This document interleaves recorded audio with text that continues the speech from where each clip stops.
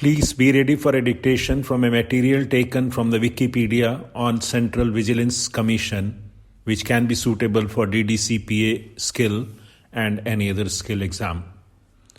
Part 1. 5 seconds. Start. Central Vigilance Commission is an apex Indian governmental body created in 1964 to address governmental corruption. In 2003, the Parliament enacted a law conferring statutory status on the CVC.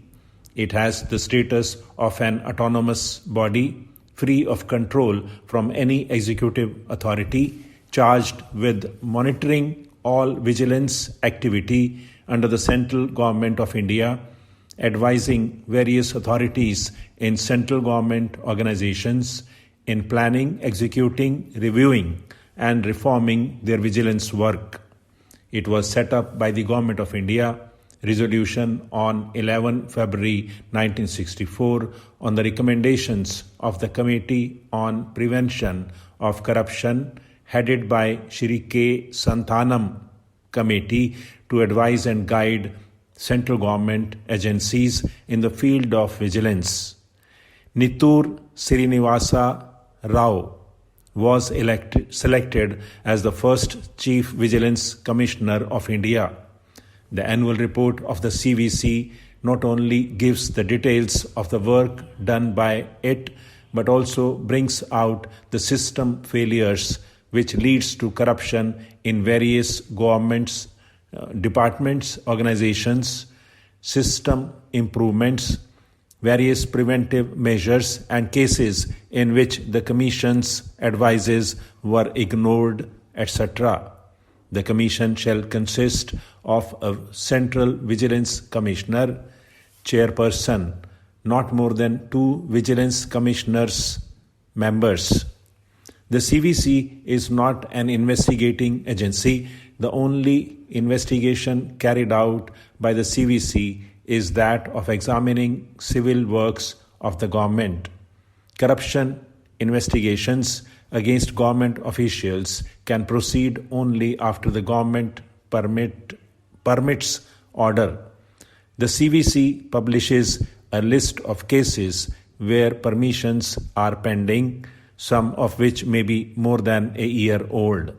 The Ordinance of 1998 conferred statutory status to the CVC and the powers to exercise superintendence over the functioning of the Delhi Special Police Establishment, and also to review the progress of the investigations on alleged offences under the Prevention of Corruption Act 1988 conducted by them. In 1998, the government introduced the CVC bill in the Lok Sabha to replace the ordinance, though it was not successful. The bill was reintroduced in 1999 and remained with the Parliament until September 2003, when it became an act after being duly passed in both the Houses of Parliament. The CVC has also been publishing a list of corrupt government officials against which it has recommended punitive action. In 2004, Government of India authorized the CVC as the designated agency to receive written complaints for disclosure on any allegation of corruption or misuse of office and recommend appropriate action. This report delivers to the President. The Central Vigilance Commissioner and the Vigilance Commissioners shall be appointed by the President on recommendation of a committee consisting of the Prime Minister, Chairperson, the Minister of Home Affairs, member, and the Leader of the Opposition in the House of the People. The Central Vigilance Commissioner and a Vigilance Commissioner, before he enters upon his office, is required to make and subscribe to following oath or affirmation.